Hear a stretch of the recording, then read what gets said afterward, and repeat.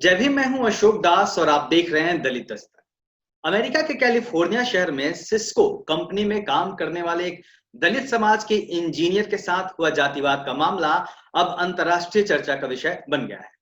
दलित समाज से ताल्लुक रखने वाले इस कर्मी के साथ इसी सिस्को कंपनी में सुपरवाइजर के पद पर काम करने वाले कथित ऊंची जाति के भारतीय सुंदर अय्यर और रमन कोमपेला ने जातिवाद किया। आरोप है कि इन दोनों लोगों ने कंपनी के अन्य एम्प्लॉय को उकसाया और पीड़ित की जातीय पहचान को उनके सामने बताया और यह कहा कि ऐसे लोग भाई भतीजावाद और रिजर्वेशन के कारण भारत की जो प्रतिष्ठित संस्थान है उसमें दाखिला ले लेते हैं। इस घटना के सामने आने के बाद मुकदमा दर्ज हो चुका है और जांच जारी है। तो इस मुद्दे को लेकर अमेरिका के अम्बेडकरवादी संगठन अम्बेडकर इंटरनेशनल सेंटर ने मोर्चा खोल दिया है। इसी मुद्दे पर हमारे साथ बातचीत करने के लिए इसी संगठन के 3 सदस्य हैं। Doctor Venkat Maroju Ambedkar international centre के फाउंडिंग मेंबर हैं और मिस्टर राम कुमार जी संस्था के एग्जीक्यूटिव बोर्ड के मेंबर हैं और अनिल वागले जी डिजिटल मीडिया कमेटी के हेड हैं। तो चर्चा से पहले मैं इन तीनों जो पैनलिस्ट हैं हमारे, इनके बारे में एक परिचय भी बताता हूं क्योंकि वो बेहद जरूरी है इस खबर पे, जब हम इस खबर पर बात कर रहे हैं। तो डॉक्टर वेंकट ने यूएस यूनिवर्सिटी से पीएचडी की डिग्री ली है। दुनिया के बेहतरीन संस्थान एमआईटी यानी मैसाचुसेट्स इंस्टीट्यूट ऑफ टेक्नोलॉजी से एमबीए किया है और वर्तमान में US based multi millionaire dollar source trek software company के सीईओ है and he was also an advisor to venture capital investment firm। हमारे दूसरे पैनलिस्ट जो मिस्टर राम कुमार हैं, इनके बारे में बताऊं कि राम कुमार जी आईआईटीएन हैं, दिल्ली आईआईटी से एक टेक्नोक्रेट हैं, सिलिकॉन वैली कैलिफोर्निया में स्थित दुनिया के टॉप टेक कंपनीज में इनका दशकों का अनुभव है। ये पूर्व सिस्को एम्प्लॉय भी रहे हैं जहां जातिवाद की घटना हुई है, जिसके बारे में हम लोग इसमें बात करेंगे। हमारे जो तीसरे पैनलिस्ट हैं मिस्टर अनिल वागले जी, ये इंडियन इंफॉर्मेशन सर्विस में रहे हैं, भारत के सर्वोच्च आईआईएम कोलकाता के एलुमनाई हैं और टॉप मैनेजमेंट लीडर हैं and also lead thousands of engineers on multi-millionaires company products in multiple top companies at senior executive level। तो ये परिचय है इन तीनों लोगों का। और मैं अपने पैनलिस्ट से कोई सवाल पूछूं उसके पहले मेरा सवाल जो है अपने दर्शकों से है, जो लोग भी इस वीडियो को हमारा देखेंगे। मेरा दर्शकों से सवाल ये है कि क्या आपको लगता है कि ये जो तीनों पैनलिस्ट हैं जिनके बारे में मैंने चर्चा की, जिनका मैंने बताया कि ये क्या है, ये सिर्फ अपनी जाति की वजह से इन जगहों पे पहुंचे हैं जहां ये बैठे हुए हैं? जाहिर है नहीं। ये तीनों अपनी लगन, मेहनत और बाबा साहब के द्वारा दिए गए जो एजुकेशन मंत्रा है उसकी ताकत की बदौलत यहाँ पहुंचे। अपने पैनलिस्ट में मेरा सबसे पहला सवाल मिस्टर राम कुमार जी से है, क्योंकि राम कुमार जी सिस्को के एम्प्लॉय भी रहे हैं, तकरीबन 6 सालों तक उन्होंने काम किया है। राम कुमार जी, मैंने एक दलित दस्तक जब शुरू किया था तो शुरुआती दौर में मैंने मैगजीन में मेरा एक एडिशन था जिसका जो कवर स्टोरी थी वो थी कि देश छूटा जाति कायम। ये इस पे हमने एक कवर स्टोरी की थी और उसमें यही उसमें यही कवर स्टोरी में बताने की कोशिश की गई थी तमाम लोगों के अनुभव के आधार पे कि किस तरीके से लोग देश छोड़ दे रहे हैं लेकिन अपने साथ अपनी जाति को लेकर जा रहे हैं। तो लोग अमेरिका तक पहुंच गए हैं, लेकिन जो भी भारतीय अमेरिका तक पहुंचे हैं, क्या उनके बीच अब भी जातिवाद कायम है? क्या अनुभव है आपका, Ram Kumar ji? So Ashok Daji, first of all, thank you very much for giving us opportunity to discuss on this burning topic today. It's really shocking that people outside US might be thinking that once you leave India, you are valued there based on your experience, your contribution to the technology or the company you are working, and you get respect there. वैसे मैं हिंदी में भी बोल सकता हूँ क्योंकि हिंदी में apologise for. तो लोगों को ये लगता होगा कि शायद भारत के बाहर चले गए तो जाति यहीं पे छूट गई और आगे हमारा अमेरिकन ड्रीम शुरू होने वाला है। लेकिन जैसा आपने बताया कि आपके मैगजीन का जो पहला टॉपिक था कास्ट, क्या भारत के अंदर ही रहेगी या बाहर भी जाएगी? कास्ट एक ऐसी चीज नहीं है कि आपका सूटकेस है कि भाई एयरपोर्ट से दूसरा ले लिया और निकल लिए। ये कल्चरल ब्लड के अंदर एक ऐसा घुसा हुआ वायरस है बाबा साहब ने जिसके लिए बहुत पहले वार्न कर दिया था कि यदि इस बीमारी का इलाज नहीं हुआ तो काश नाम की बीमारी वर्ल्ड के लिए बीमारी बनेगी।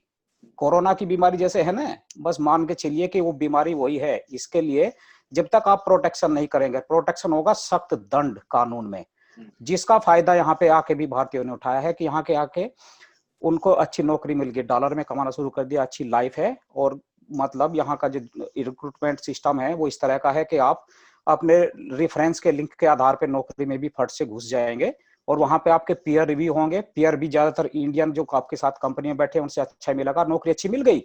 और उसके बाद आपकी जो सोसाइटी के प्रति जिम्मेदारी है, जो यहाँ के कानून है, कानून में लिखा हुआ आता है कि रेस, जेंडर, नेशनलिटी, एंसेस्ट्री, ये सब चीजें, किसी का नेशनलिटी के आधार पे आप डिस्क्रिमिनेट नहीं कर सकते। ये कानून का गहरा उल्लंघन है।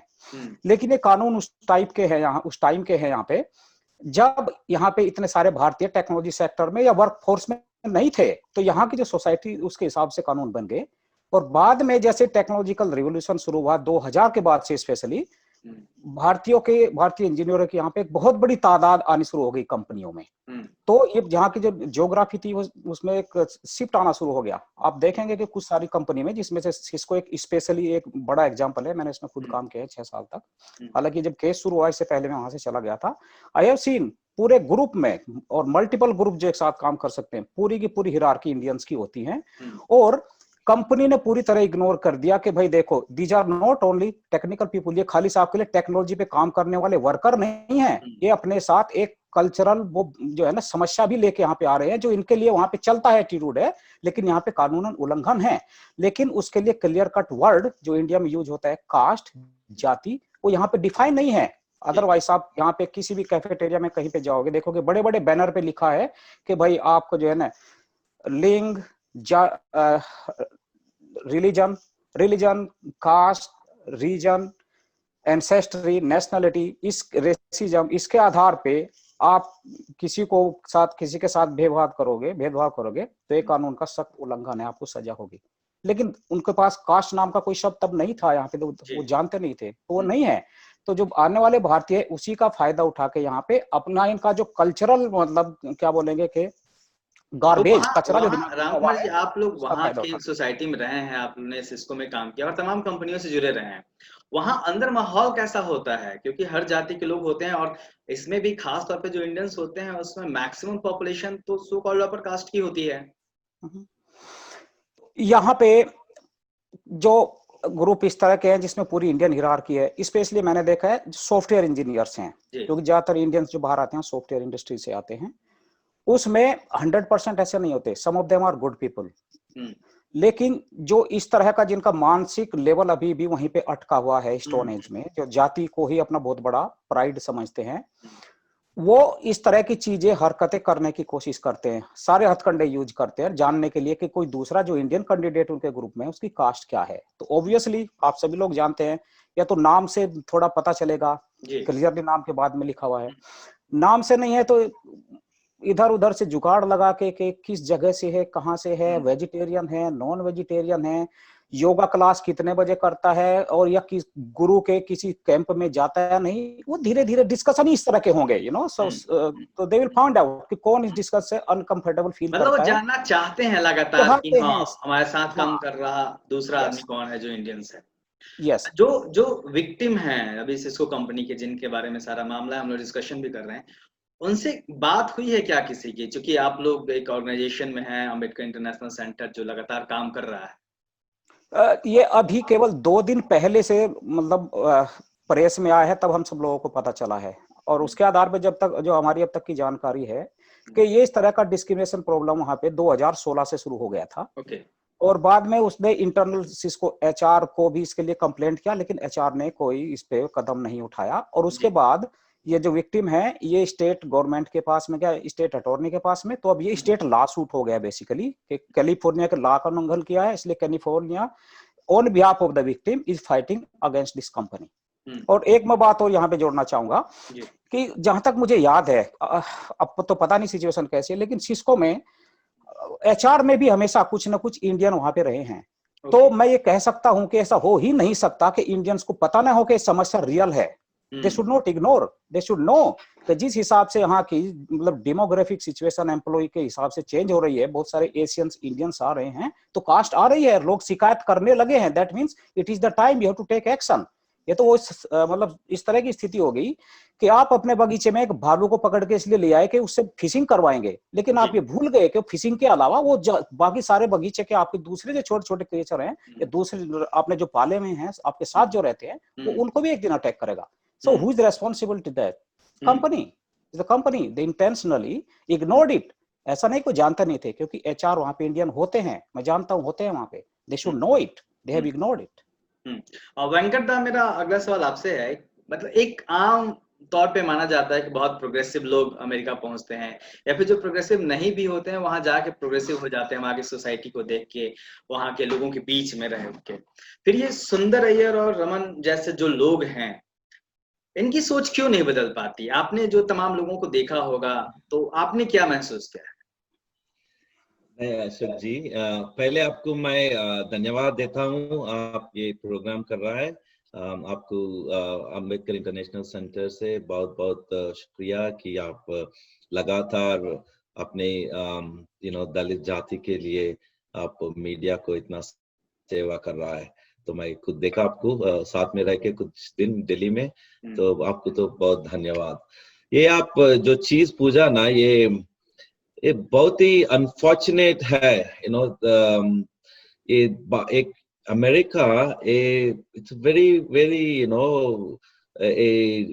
व्हाट डू यू बोलो, एगैलिटेरियन सोसाइटी बोलते हैं, एक समाज में एक उन्नत स्टाइल में आए हैं, बट वहां पे भी थोड़ा पीड़ा है। आप सोच रहे कि अभी ब्लैक लाइव्स मैटर का चल रहा है, ये है ऐसा, बट उसमें भी कितना whites Caucasians come and support it, so it is much relatively, मेरे को तो बहुत ही एक ऊंचे समाज, एक हायर लेवल पे गया है कि respect the individuals, human dignity, equality, बहुत ज्यादा है, इसके वजह से ही अपन भारत देश से आते ना, लाइक आप सब लोग, अभी राम कुमार जी के भी मैं जानता हूँ, वो एक आम आदमी, very small background. I also came from a very very humble background, and we come with 2 suitcase लेके आते हैं जी, 5-10 दार में things work out well. आप एक तो गाड़ी रहता है, शादी होता है, घर रहता है. I mean, sometimes it's amazes how this country can give that opportunity to people like us, right? And of course, the Indians as a whole have benefited a lot because of this equality and all that, and at the same time, अपने जो लोग हैं, जो लोग भारत के I mean diaspora के समाज में रहते हैं, वो लोग बिल्कुल वो बाहर जाके बड़े बड़े डॉक्टर्स काम करते, साइंटिस्ट है, प्रोफेसर्स है, बट अपने समाज में जो आते हैं पूरा डबल स्टैंडर्ड है। क्या बोलते हैं, फॉर्चुनेट और अनफॉर्चुनेट, यहाँ तो पहले जो लोग आए ज्यादा तरफ, आप एक मेरा एक सबमिशन है आपसे, आप थोड़ा ये ऊपर नीचे जाति का लैंग्वेज चेंज करना है, यूज नहीं करना है। मैं बोलता हूँ डोमिनेंट कास्ट है, प्रमुख जाति होती है, सो 95% 90% you can think about in US में ये प्रमुख जाति से आए लोग। एटलीस्ट आप जैसे इंडिया में थोड़ा पढ़े लिखे हैं, आप कंपनी में काम कर रहा है, यूनिवर्सिटीज में थोड़ा आपको स्ट्रक्चर है, थोड़ा you can depend on social diversity, कुछ ना कुछ मिलता है। लेकिन ये क्या दुरदृष्ट का बात है कि ये यूएस में जो लोग आए, ये प्रमुख जाति से आए बहुत से ज्यादा, एंड उसमें अपना दलित समाज के तो बहुत कम रहते हैं। तो Indian diaspora is dominated by these dominant caste, and वो culture that they built is one of the most inhuman. इतना अमानवी समाज बना है कि एक बात बोलता हूँ, मैं तेलुगु है, तेलुगु के जो समाज रहता है इंडिया, इतना जाति पीड़न रहता है उसमें, पूरा हर एक समस्या, हर एक जो डायस्पोरा का होता है, वो ऑर्गेनाइजेशंस होता है, ये ये पूरा एक डोमिनेंट कास्ट के बेसिस ही होता है। तो इतना मैं कभी इंडिया में भी नहीं सोचते। तो ये भाव वो है ना, ये इतना अच्छा डेमोक्रेटिक एगैलिटेरियन सोसाइटी में रह के अपने समाज के लोग with in that diaspora is बहुत ही बुरा हालत है कास्ट का। सो अभी जो सिस्को का हुआ ना, it is nothing new, it is exists, it only now with some courageous, I should really admire this individual who has come out, वो इतना ऊपर आ गया। बट जब इस तरीके के मामले सामने आते हैं पब्लिक फोरम में वहां पे, तो जो वहां की सोसाइटी है, अमेरिकन सोसाइटी है, उसका क्या एक रवैया रहता है? See, the American society is blind to these things, okay? See, क्या होता है ना, एक अजीब की बात है कि इंडियंस जो लोग ब्राह्मण्स एंड पूरा डोमिनेंट कास्ट, नेवर एवर एक शब्द भी डिस्क्रिमिनेशन का क्या बोलता है word they never utter in India. Once they come to United States, lot of these guys suddenly start discovering discrimination। जो गांधी के साथ हुआ ना, साउथ अमेरिका जाके वो बोला कि डिस्क्रिमिनेट किया, they will experience and they for a smallest thing that they have been होता है, हर एक समाज में थोड़ा होता है, then they are the first guys to raise it, and it is a much better society than anywhere that they give an opportunity। So the thing I want to tell is Indians are minority here। So Bharat के लोग minority है, तो we have already a minority का advantage उठाता है एक तरफ। सो दो अमेरिकन मेन स्ट्रीम में जाते तो अब माइनॉरिटी है, एंड इतने कंपनीज अपने लोगों का है, you will be surprised, they are all minority status में a privilege like affirmative action they take advantage of.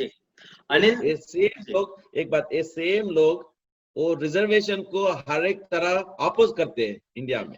इधर आके बड़े बड़े companies I know have taken minority status का एडवांटेज लिया अफर्मेटिव एक्शन का। ओके, वो तो मेन स्ट्रीम में था। So the main stream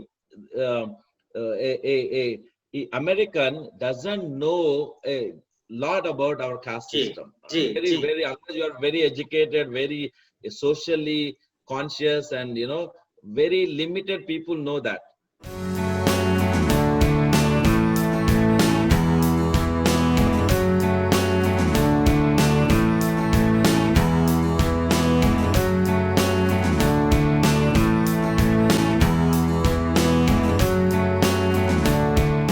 Anil ji, मेरा अगला सवाल आपसे है कि इस घटना के बाद अंबेडकर इंटरनेशनल सेंटर और अन्य अम्बेडकरवादी संगठन, जैसे आज मेरे पास आना का भी एक प्रेस रिलीज आई कि उसने भी दर्ज कराया, तो आप लोगों ने बहुत गंभीर तरीके से विरोध दर्ज कराया है, और इस मामले की रिपोर्टिंग भी हुई है वहां पे भी, और भारत में भी काफी रिपोर्टिंग हुई है। अंबेडकर इंटरनेशनल सेंटर ने अपना पक्ष भी रखा है इस मामले पे। तो जो ये संगठन है आपका AIC, ये इस पूरे मामले को कैसे देख रहा है, और ये जो लड़ाई है उसको कितना लड़ने के लिए तैयार है? क्योंकि आप लोग काफी एक्टिव होके, मुखर होके सामने आए हैं इस मुद्दे पे। जय भीम। मैंने बीच में आप थोड़ा सा इंटरनेट कनेक्शन कुछ ये हुआ था तो मैं पूरा सुन नहीं पाया। अच्छा, लेकिन जी सवाल सुन पाए थे आपके? मैं रिपीट करूं? हल्का सा रिपीट करिए। मैं ये कह रहा था कि अंबेडकर इंटरनेशनल सेंटर ने इस इशू को बहुत ही गंभीरता से उठाया है, और तमाम मीडिया रिपोर्ट्स भी हुई है, वहां आप लोगों के स्टेटमेंट आए हैं। तो इस मुद्दे को आप लोग कहाँ, कैसे देख रहे हैं, किस तरीके से इस लड़ाई को लड़ने के लिए तैयार है? जी हाँ, so Ambedkar international centre, Ambedkar international mission, AANA, Ambedkar association of North America, और जो भी अन्य संगठन अंबेडकराइट संगठन हैं, वो सभी एकत्रित होके इस लड़ाई को लड़ रहे हैं। हमें कोई अलग अलग नहीं है, हम सभी लोगों की अलग से शाम को मीटिंगें होती हैं कि क्या करना चाहिए, कैसे करना चाहिए। तो वो तो पहली बात। और दूसरी, यह कोई व्यक्तिगत लड़ाई नहीं है उस व्यक्ति की जिसको हम मतलब जानना चाहते हैं। सभी लोगों का ये है कि हमें उससे जाना है, लेकिन यहाँ की जो गोपनीयता की जो लॉज हैं वो हमें ये पता नहीं करना चाहती, और हमें हमें उसमें कोई ये नहीं है। ये बहुत बड़ी समस्या है, कास्ट की जो समस्या है ये व्यक्तिगत समस्या नहीं है। ये अभी उस व्यक्ति ने बड़ी निडरता से ये सामने लाया है। ये department of fair employment and housing, जो यहाँ का जो डिपार्टमेंट है, जो यह देखता है कि इक्वल अपॉर्चुनिटी करके यहाँ पर लॉ है कि सभी को इक्वल अपॉर्चुनिटी मिले। जो भारत में जो एफर्मेटिव एक्शन या रिजर्वेशन जो बोलते हैं वो यहाँ पर कि सभी समाज को इक्वल अपॉर्चुनिटी मिले, उसके लिए ये डिपार्टमेंट का संगठन है कि आपको हाउसिंग में दिक्कत ना हो, आपके कास्ट पे, आपके नेशनलिटी पे आपको हाउस मिलने में दिक्कत ना हो, आपको एम्प्लॉयमेंट मिलने में दिक्कत ना हो, तो यह डिपार्टमेंट है। इस डिपार्टमेंट के पास यह व्यक्ति गया और इसने यह बड़ी संगीनता से यह लड़ाई इसने पिछले 2 सालों से लड़ी है। उसने अपने एचआर डिपार्टमेंट में लड़ी, अभी वो, और कैलिफोर्निया, हम तो कैलिफोर्निया का धन्यवाद देना चाहेंगे, इस डिपार्टमेंट का धन्यवाद देना चाहेंगे कि इन कानून में इसका कास्ट का प्रावधान न होते हुए भी उन्होंने अन्य नियमों का, जैसे एंसेस्ट्री, नेशन, रिलीजन बेस्ड, ऐसे इन प्रावधानों का उपयोग करके इस मामले को सिस्को के अगेंस्ट लॉ में लेके गए हैं। तो हम और भी इस आदमी का हम कैसा सपोर्ट करें, आदमी है या औरत है, इससे हमें कोई सरोकार नहीं है। कोई भी हो, बड़ी निडरता से उसने आगे किया है। और हम लोगों को और इस तरह से स्टोरीज लेके आए कि जिसके साथ भी इस तरह से कुछ व्यवहार, दुर्व्यवहार अगर हुआ हो, जातिगत दुर्व्यवहार अगर हुआ हो, तो वो हमारे पास आए, हमसे मिले, हम उनकी स्टोरीज इस डिपार्टमेंट के पास में लेके जाएंगे। हमने इस डिपार्टमेंट को लिखा है, जी जी जी प्लीज कंटिन्यू। हमने इस डिपार्टमेंट को लिखा है कि हम भी इस लड़ाई में हम आपके साथ में आके हम अपना पक्ष रखना चाहेंगे, जिससे हम पूरे अमेरिकन समाज को इस समस्या से अवगत कराएं। बाबा साहब ने बड़े सालों पहले लिखा था कि यह समस्या भारतीय और जगह भी लेके जाएंगे, इसका यहाँ पे प्रसार ना हो, कोरोना समान यहाँ पे प्रसार ना हो, इसलिए हम भरपूर प्रयास करेंगे। और यह समस्या भारत में ही सीमित रहे, भारत में भी खत्म हो, लेकिन यहाँ पे बिल्कुल ना फैले। अमेरिकी कानून क्या कहता है, क्या हो सकता है जिन लोगों ने ये काम किया है, कास्टिज्म किया है, और जो कंपनी है उसके साथ क्या हो सकता है, वहां का कानून क्या कहता है? तो कानून ने एग्जैक्टली क्या, सो कानून इनको काफी मतलब फाइन्स इंपोज कर सकता है। एंड एक अगेन सिस्को की भी एक एकल समस्या नहीं है। ये अगर एक बार इस तरह से अगर ये सबको पता चल जाएगा कि आप कास्ट बेस्ड डिस्क्रिमिनेशन नहीं कर सकते, तो पूरा एचआर डिपार्टमेंट को, सभी एम्प्लॉयज को ये समझाना पड़ेगा कि भाई लोग, इस तरह से आप किसी के कास्ट पूछे ना, आप वेज है, नॉन वेज है, मंदिर में जाते हैं, वो वहां पे सभा है, कोई संत आ रहे हैं, वहां जाते हैं, नहीं जाते हैं, या आपके कंधे पे हाथ रख के आप जनेऊ पहने हैं, ये सब आप दुर्व्यवहार ना करें। किसी की जाति जानना, आपको इंटरव्यू में भी नहीं पूछ सकते कि आप कितना पढ़े हैं यहाँ पर, इस तरह के तो इस तरह से यहाँ पे ये बड़ा संगीन हो जाएगा कि आप कास्ट के बेसिस पे किसी पे दुर्व्यवहार नहीं कर सकते, उसको प्रमोशन डिनाई नहीं कर सकते, उसको हायरिंग में आप कास्ट के बेसिस पे नहीं ले सकते, आपको लेना होगा, आप पूछ ही नहीं सकते। मतलब कहीं ना कहीं अगर इस लड़ाई को सारे लोग कलेक्टिव एफर्ट से लड़ते हैं, जो भी अम्बेडकरवादी संगठन है, तो एक मैसेज जाएगा कि जो भी डोमिनेंट कास्ट है या फिर प्रमुख जातियां, जैसे वेंकट दा कह रहे थे, तो एक डर बैठेगा उनमें कि हाँ यार ये नहीं करना है यहाँ पे आके। जी, इस लड़ाई का एक फायदा ये हो सकता है। बिल्कुल, और ये कैलिफोर्निया में शुरू हुआ है जी। और एक बार अगर ये फैल जाएगा पूरे यूनाइटेड स्टेट्स में, सारे जैसे काफी और भी स्टेट्स, जैसे देयर आर ब्रांडियस यूनिवर्सिटी में कास्ट बेस्ड डिस्क्रिमिनेशन उन्होंने मना कर दिया है। उनकी पॉलिसीज में ये लिखा गया है। तो ये धीरे धीरे यहाँ पे जागृति आ रही है कि ये कास्ट नाम की चीज है जिसके ऊपर बहुत डिस्क्रिमिनेशन होता है। भारतीय जो लोग यहाँ आ रहे हैं वो ये सब यहाँ पे फैला रहे हैं। तो इस तरह से पॉलिसीज, लॉज बढ़ेंगे और उसमें कास्ट प्रखरता से आएगा। जैसे आज रेस है, उस तरह से कास्ट भी इसमें आएगा और यहाँ पे इसे बिल्कुल फैलने नहीं दिया जाएगा। हमारी यही कोशिश रहेगी, सारे अम्बेडकराइट संस्थानों की यही कोशिश रहेगी कि यह यहाँ पर ना फैले, कास्टिज्म यहाँ पर ना फैले। मेरा ये सवाल तीनों लोगों से है, क्या आप में से किसी ने कास्टिज्म को फेस किया है वहां यूएस में रहते हुए? इस तरह की समस्या आई है आप लोगों के सामने, किसी के सामने? अशोक जी, पहले मैं अपना एक्सपीरियंस आपको बताता हूँ। प्लीज। ये बात 10 साल के आसपास हो गए, 10-12 साल जी। तो ये पहले तो मुझे ऐसा लगता है कि शायद वो उनके लिए मुश्किल होता है जानना कि मैं किस कास्ट से हूँ, क्योंकि एक तो जो है ना, मैं बहुत ज्यादा अपने आप को ऐसे संकोचित करके ऐसे नहीं रखता। आई एम वोकल, जहाँ पे भी होता है जो बोलना होता है, आई डोंट केयर कोई क्या समझता है क्या नहीं समझता। तो एक नया एम्प्लॉय आया, गुजरात से था, तो वो मार्केटिंग में था और मैं डिजाइन इंजीनियरिंग में। तो बहुत सारे टाइम के हमें आपस में इंटरेक्ट करना होता है, भाई मार्केटिंग की क्या प्रॉब्लम है और इस तरह के इशू हम इंजीनियरिंग में कैसे मिटिगेट कर रहे हैं। तो वो ऐसे जिक्र करता, कभी कोई से सत्यनारायण की पूजा कहाँ पे हो रही कैसे नहीं, मैं कभी ध्यान नहीं देता था। मैं कहा यार इस कंपनी चीजें बाद में लंच के दौरान डिस्कस करेंगे, मतलब टाइम नहीं है मेरे पास। तो बातों बातों में उसने ऐसे पैटिंग, अरे यार क्या मसल बनाई हुई है, इस तरह से करके। उसको मैंने बोला कि मिला नहीं ना, तो अब लाइन पे आ जाओ, नेवर टॉक लाइक दिस। तो उस तरह की चीजें होती हैं, 1-2 बार हमेशा हर किसी के साथ होती है। और एक दूसरा किस्सा सिस्को में ही हुआ था, हालांकि मेरे में नहीं, क्योंकि मैंने कभी भी एक देसी बॉस के साथ, और स्पेशली जो अपने आप को जो है ना डिक्लेयर ब्राह्मण करके बैठा हो, मैंने कभी काम नहीं किया, क्योंकि ये हिसाब से अपने भविष्य को खत्म करना होता है। जब तक आपके पास कोई साधन नहीं है कानूनन, आप रिस्क लो ना। That's how I think. मैंने कभी काम नहीं किया तो डायरेक्ट ऐसा नहीं हो, लेकिन एक दूसरे ग्रुप में था, मतलब ऐसे जैसे लंच में बैठ जाते हैं तो सॉफ्टवेयर इंजीनियर उस टाइम पे बहुत सारे कुछ बाहर से कंसल्टिंग कंपनी के आएंगे या ऐसे ही ज्यादातर इंडियन थे, डिस्कशन रोजाना होते थे। तो एक सरेआम एक जो है ना सॉफ्टवेयर इंजीनियर लड़की वहां बोलते हैं कि नहीं मैं तो ब्राह्मण हूँ। मैंने बोला तो क्या हो गया, तुम यहाँ पे किसी के लिए रिश्ता ढूंढना है क्या, किसी के लिए कास्ट पूछ रही है। सही बात। उसके बाद से उस ग्रुप से मैं निकल गया। नोबडी आस्क्ड मी के साथ लंच पे जाना है और क्या करना है। तो ये चीजें होती है यहाँ पे कि जब तक आपका करियर इम्पैक्ट होने के चांसेस है, इनडायरेक्टली ये चीजें आ ही जाती हैं। चलता है। यदि आप अपोज करोगे और यदि आपके बॉस के साथ अपोज कर दिया, तो मुझे पूरा यकीन है कि आपका रिव्यू में कहीं ना कहीं आपको पेनलाइज किया जाएगा या आपको किसी अच्छे प्रोजेक्ट से साइडलाइन कर दिया जाएगा।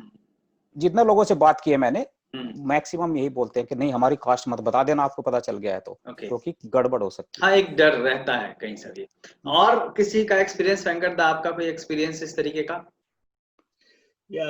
तो मैं एक सिंगल इंसिडेंट बता नहीं सकता हूँ ऐसा हुआ करके, लेकिन एक बात तो जरूर कह सकता हूँ, मैं आप सब ये जान के अफसोस हो जाएंगे कि मैं तेलंगाना का एक बोलते हिंटरलैंड्स ऑफ तेलंगाना डिस्ट्रिक्ट से आया हूँ, जब वो नक्सलाइट मूवमेंट बहुत जोर से चल रहा था। तो ये अपना जातिवाद का एक भी मुद्दा नहीं चलता था जी, जातिवाद का डिस्कशन भी नहीं रहता था। तो मैं जब ये तो अच्छा है बुरा भी है, लेकिन जाति को कभी नहीं डिस्कशन भी नहीं हुआ। देन उस्मानिया यूनिवर्सिटी गया मैं, वहां पे भी ये लेफ्ट राइट पॉलिटिक्स चलते थे, लेकिन जातिवाद का नहीं, खाली एक रिजर्वेशन नॉन रिजर्वेशन का चलते थे, बट नो का। बट ये अफसोस की बात होगी आपको, मैं जब अमेरिका आया जी, आने के बाद मैं ये तेलंगाना मूवमेंट में काम किया, तब तो एक तेलुगु ऑर्गेनाइजेशन से बहुत इंटरेक्शन होना पड़ा मेरे जी।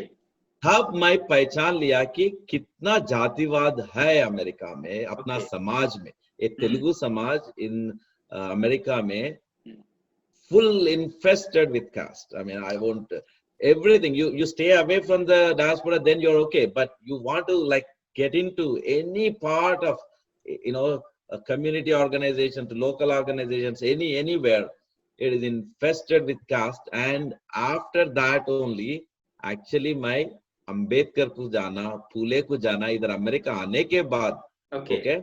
So, but I can't point out one. There are many incidents. Because who I am, मेरा caste जो है, I'm not, मेरा hardly anybody exists around me of my caste, then you don't have the structures. So when you are in the mainstream Telugu Samaj in US, or then you are outrightly pointed out. It's not one, I can point out many things. But ये तो अच्छा है कि कभी work में, whatever, I was lucky or I didn't, थोड़ा मैं जल्दी मैनेजमेंट में घुस गया, I did not have experience anything in the workplace, but ये समाज में जो इंडियन कम्युनिटी में तो बहुत ज्यादा एक्सपीरियंस। राम सर, आप कुछ कहेंगे? अनिल जी ओह सॉरी, अनिल जी, हाँ। क्या तो डायरेक्टली ऐसा कोई अनुभव नहीं है, लेकिन reservation anti reservation debates are very common. That is okay. उस तरह से ये जानने की कोशिश करते हैं। जैसे वेंकट साहब ने कहा कि इनके अगर भीतर जाएं तो इनके सारे ग्रुप्स अलग अलग हैं, सब कास्ट वाइज ग्रुप्स हैं। नहीं आप ऐसा कास्ट का ग्रुप, सो उनको पता है कि आप उस कास्ट से नहीं है और उसको आपको उनमें सम्मिलित नहीं किया उन्होंने, तो वो जानते हैं। लेकिन कुछ लोग हमारे तरह के जो लोग हैं, जो थोड़ा सा दबंग तरीके से खुल के बात करते हैं, तो उनके दिमाग में भी डर रहता है कि यार इनसे पंगा ना लो, ये मतलब पीछे आ जाएगा, मार खाएगा तू टाइप्स। तो हमसे तो नहीं हुआ, लेकिन जिस तरह की इनकी मानसिकता है, जिस तरह से ये स्ट्रक्चर्ड है, ये बिल्कुल कास्टिज्म का पालन करते हैं। कास्ट बेस्ड ग्रुप्स हैं, तेलुगु के अंदर ग्रुप्स है, तमिल के अंदर ग्रुप्स है, यूपी वाले के लोग अंदर ग्रुप्स हैं on caste basis. So this is very much alive and kicking as they say. जी, तो सर क्या ये जो घटना घटी है, मतलब घटना तो बहुत पुरानी है, जैसा कि आपने बताया कि लगातार बहुत दिनों से वो आदमी संघर्ष कर रहा था, लेकिन अब जो सामने आई है, इस घटना को अम्बेडकरवादी संगठन जो हैं अमेरिका के, या फिर जो और लोग भी अन्य देशों में भी रह रहे हैं, उनके लिए उनको कैसे लेना चाहिए, किस तरीके से ट्रीट करना चाहिए कि एक मैसेज जा सके और इस तरीके का करने की कोई हिम्मत ना करे अम्बेडकरी सोसाइटी के सामने? नहीं, लोगों ने डर तो सभी को है उसमें। कोई जब इक्का दुक्का आदमी कहीं पहले किसी देश में जाता है तो डर तो लोगों में है, लेकिन जब तक आप निडरता से आप जो भी लॉज हैं, और जो वेस्टर्न कंट्रीज में स्पेशली, इवन भारत में जो लॉज हैं, atrocity act and other act, equality act, बहुत सारे जो लॉज हैं, उनका हमने परिचय करना चाहिए, जानना चाहिए। कौन सा डिपार्टमेंट हमको हमारी इस लड़ाई में हमें सपोर्ट कर सकता है, वो करना चाहिए। हम यूनाइटेड स्टेट्स में तो हम अभी आगे हैं।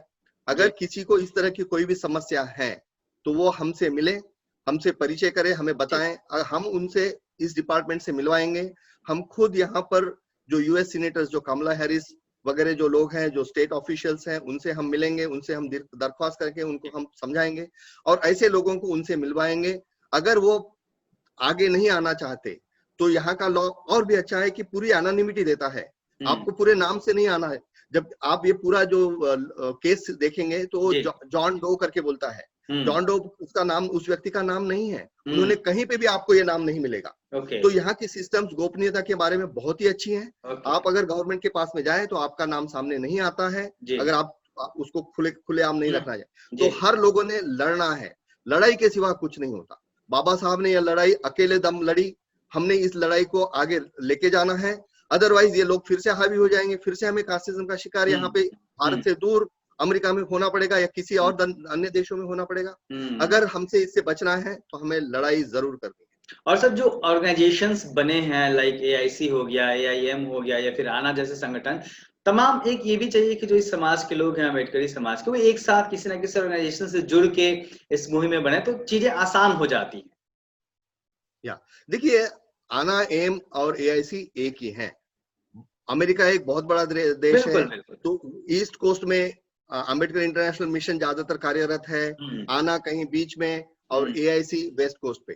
तो इस लड़ाई में अम्बेडकर इंटरनेशनल मिशन ने इसलिए बढ़त ली है क्योंकि वेस्ट कोस्ट का मामला है, वहां पे हमें वहां के अधिकारियों से हमें मिलना पड़ेगा, वहां के जो लोकल लोगों से। तो ये हम अलग अलग नहीं है, यही मतलब कुछ ऑर्गेनाइजेशन के नाम ऐसे संगठित करने के लिए, और लोग किसी भी संगठन में आए, हम पीछे में, हमने जैसे पहले कहा सब कोई एक साथ आप लोग खड़े हैं किसी मसले पे, जो जिस लोकेलिटी में उस हिसाब से मदद मिलेगी उनको। और किसी भी ऑर्गेनाइजेशन का आप रीच करिए, आप हमारे तक पहुंच जाएंगे और इस मसले में हम आपकी पूर्णतः मदद करेंगे। तो एक कहीं ना कहीं इस एक लड़ाई ने, एक जो घटना निकल के सामने आई है और जिस तरीके से अम्बेडकरवादी संगठनों ने लीड लिया है इस मुद्दे, इसको बड़ा एक मुद्दा बनाने की कोशिश में लगे हुए हैं, उससे स्थिति कहीं ना कहीं बेहतर होगी और जो अम्बेडकरी समाज के लोग हैं उनको एक बल मिलेगा कि हमारे लोग, हमारे समाज के लोग हमारे साथ खड़े हैं वहां पे भी, और जो कास्टिज्म करने वाले लोग हैं, डोमिनेंट जो लोग हैं, उनके भीतर भी एक कहीं ना कहीं डर बैठेगा और वो अगली बार जब इस तरीके का मामला आएगा तो किसी के भी साथ कास्टिज्म करने के पहले कई बार सोचेंगे। तो ये एक लड़ाई है जिसको आप लोग तमाम लोग लेके चल रहे हैं। आप सबका बहुत बहुत धन्यवाद। हमारे जितने भी पैनलिस्ट हैं मैं सबका धन्यवाद करता हूं कि आप लोगों ने वक्त निकाला और इस महत्वपूर्ण विषय पे हमसे बातचीत। जय भीम। जय भीम। जी जी, तो हम लोग फिर किसी नए विषय पे चर्चा करेंगे। हम देखते रहिए दलित दस्तक।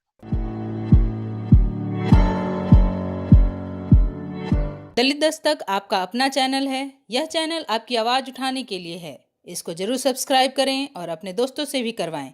बेल आइकन पर भी जरूर क्लिक करें।